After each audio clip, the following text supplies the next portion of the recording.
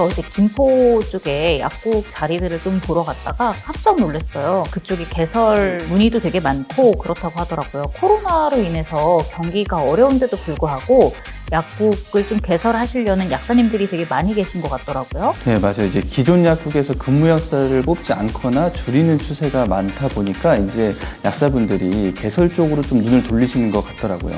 그런데 이제 코로나로 인해서 약국 개설 트렌드에도 조금 변화가 있다고 하더라고요. 네, 그 몇 가지 트렌드를 오늘은 그 센츄리 21 삼성법인 한상민 대표님을 모시고 한번 직접 들어보려고 한 대표님 모셨습니다. 나와주세요. 네, 나와주세요. 안녕하세요. 안녕하세요. 센츄리 21 삼성법인 대표를 맡고 있는 한상민이라고 합니다. 반갑습니다.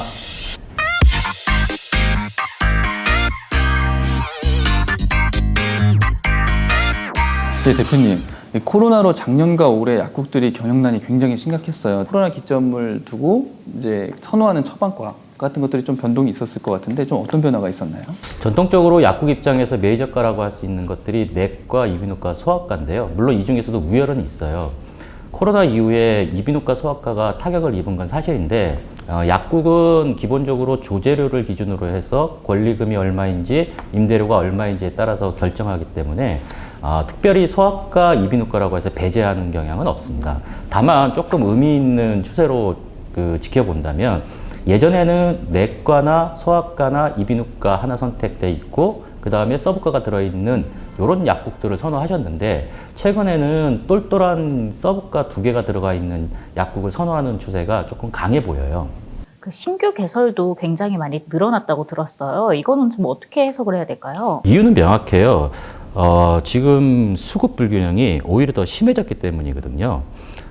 코로나 이후로 매출이 감소하다 보니까 양질의 근무약사 자리가 많이 줄어들었어요. 그래서 일정 시간 동안 근무약사 공간에 있다가 개국시장으로 넘어오는 수요군이 빠르게 지금 개국시장으로 넘어오고 있는 추세거든요. 코로나 이후에 거래가 가능한 기존 약국 자리가 줄어들다 보니까 신규 개설에 대한 선호도가 예전에 비해서는 확실히 많이 늘어난 추세입니다. 이제 아무래도 양도양수가 줄다 보니까 신규 개설도 늘어나고 이런 트렌드 변화가 있는 것 같은데 이거 외에도 혹시 트렌드 변화를 짚어주실 부분들이 있으면 말씀 좀 해주세요. 지금의 의약분업 시스템이 계속 유지되는 한 큰 줄기의 트렌드 변화는 좀 없을 것 같아요.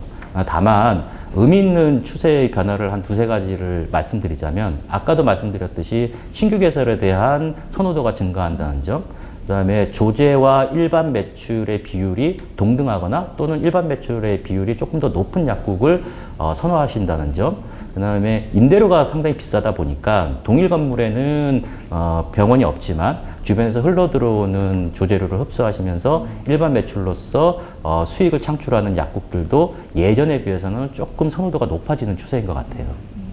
예전에는 이제 조제에 좀 많이 치중할 수 있는 약국들을 구하시려고 노력을 하셨다면 요새는 일반 매출로도 좀 눈을 돌리시고 계신다는 말씀이신 맞습니다. 거죠. 그러면은 요새 혹시 의원이랑 약국이나 이런 것들이 좀 개설이 많아지는 지역들이 따로 있을까요? 기존 약국의 양수도가 약국 시장에서는 주로 대세를 이루고 있는데 조제 위주로 거래를 하다 보니까 기존 약국 같은 경우는 특별하게 선호하는 지역이나 핫한 지역은 구별하기가 좀 어려워요. 단지 의원의 경우는 좀 반대인데 의원 같은 경우는 기존 약국의 기존 의원을 양수도하는 것보다는 신규 개원이 한 70% 정도 차지하거든요. 그러다 보니까 의원들도 경쟁이 굉장히 치열하다 보니까 신도시 쪽으로 눈을 많이 돌리고 있는 추세예요. 그래서 신규 개설을 원하시는 분들은 3기 신도시, 예를 들어서 남양주 왕숙지구라든지 고양 창릉지구라든지 하남 교산지구 쪽에 의원 개원이 좀 많이 일어날 것 같으니 그쪽에 관심을 두시는 게 좀 좋을 것 같습니다. 약사님들 같은 경우에는 그런 곳을 좀 좋은 입지를 선점하고 싶어하는 마음이 다들 있으실 거예요. 근데 언제 가봐서 검토를 해봐야 되는지 언제 살펴봐야 되는지 이거에 대해서 잘 모르실 것 같은데 언제쯤 찾아가서 이제 조금 살펴보거나 입점을 하면 될까요? 되게 의미 있는 질문이신데요. 사실 약국은 생각보다 훨씬 더 많이 경쟁이 치열해요. 그러면 신도시 같은 경우는 건물이 지어지기 전에, 착공 전에 한 시점이 있을 거고, 준공이 떨어지고 난 뒤에 이제 시점이 있을 건데, 굉장히 선택지가 빠르기 때문에 착공도 하기 전에 이미 계약을 하시는 분들도 계시고요. 그 다음에 어떤 분들은 그 준공이 됐지만 의원이 아직 계약도 하기 전에 미리 약국을 선점하시는 분들도 계세요. 근데 이거는 약사님들만의 그 성향의 문제인데 그렇게 했을 경우에 위험성은 상당히 크죠. 대신 받을 수 있는 그 수익이랄까요? 아니면 베네핏은 상대적으로 더 클 수도 있고요. 그 다음에 의원이 입점하고 나서 본인이 그 약국을 매입을 하거나 임차를 들어가는 경우에는 자기한테 올 수 있는 그 기회가 상당히 많이 줄어들 수 있는, 그러니까 선택의 폭이 굉장히 작아질 수 있는 그런 또 단점이 있어요. 그래서 이거는 어떤 게 옳고 그름의 문제가 아니라 그 약사님들만의 성향이 다 달라요. 그러니까 위험을 조금 선호하시는 분들은 굉장히 공격적으로 미리 선점을 하시는 그 경우가 있고, 약간 보수적이신 분들은 모든 것이 세팅된 상황에서 이제 들어가시는 건데, 후자 같은 경우는 그게 본인한테 이 자리가 떨어질지는 상당히 그 의문이 좀 많이 들어가는 문제가 좀 발생이 되죠. 그 신도시에 가보면은 건물이 전부 다 비어 있고 약국만 들어가 있는 경우들도 있는데, 그런 경우에는 이제 전자를 선택하신 약사님들의 경우가 맞습니다. 그런 것 같아요. 그러면 이제 권리금 얘기도 요새 되게 많이 나오잖아요. 권리금도 상당히 많이 올랐다 그러던데 좀 어느 정도로 올랐는지 추이라든지 추세 이런 게 궁금해요. 예나 지금이나 아쉽게도 권리금은 한 번도 떨어진 적은 없어요. 그 코로나 이후에 권리금이 어떻게 변할 건가에 대해서 예의주시 있게 봤는데 코로나도 권리금을 떨어뜨리지는 못했어요. 그러면 앞으로 그 포스트 코로나 내지는 위드 코로나 이후의 권리금은 어떻게 될 것이냐라고 놓고 봤을 때 보합세 내지 미세 조정은 있을 수 있겠으나 드라마틱하게 권리금이 하락하거나 하는 경우는 없을 것 같아요. 약국 시장은 강남의 아파트 시장이랑 되게 유사성을 보이고 있거든요. 강남의 아파트 시장에서 가격이 떨어지지 않는 이유는 언제나 초과 수요가 넘쳐난다는 거죠. 그러니까 자본이 있다는 가정하에. 근데 사실 그 우리나라에 자본을 갖고 계시는 분들이 꽤 많아요. 이제 그거와 대비해서 봤을 때는 기존의 약국 시장도 권리금이 크게 떨어지거나 이렇게 되기에는 사실상 좀 어렵다고 판단되고 있어요.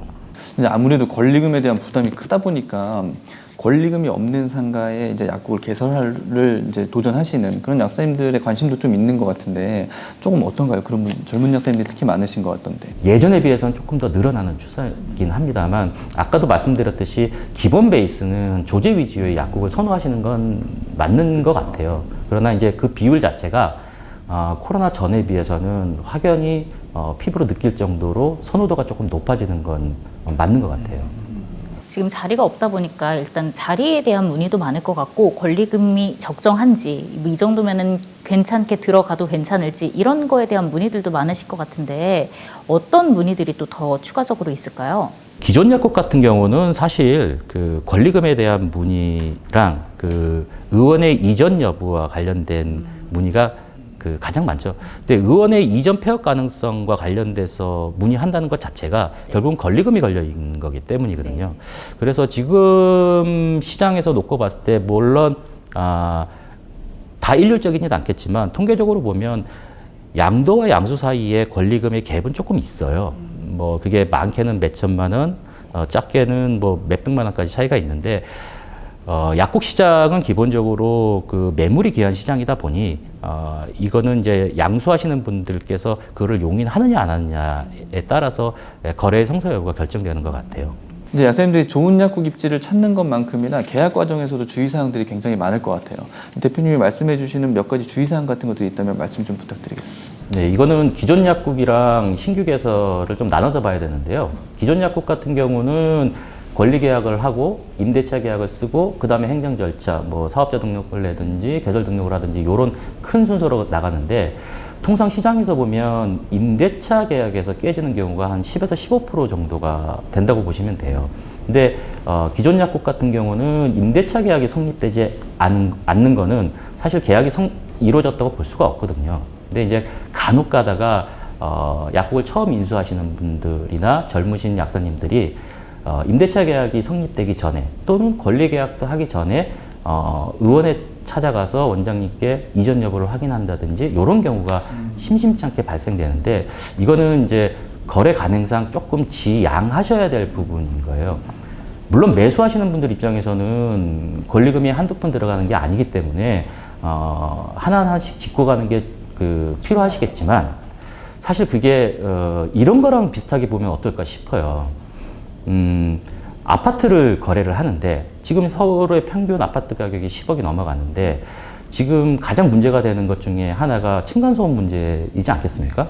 그럼 이 층간소음 문제를 해결하려면 그 아파트에 들어가서 뭐 며칠 살아보는 게 가장 위험성을 줄이는 거겠죠.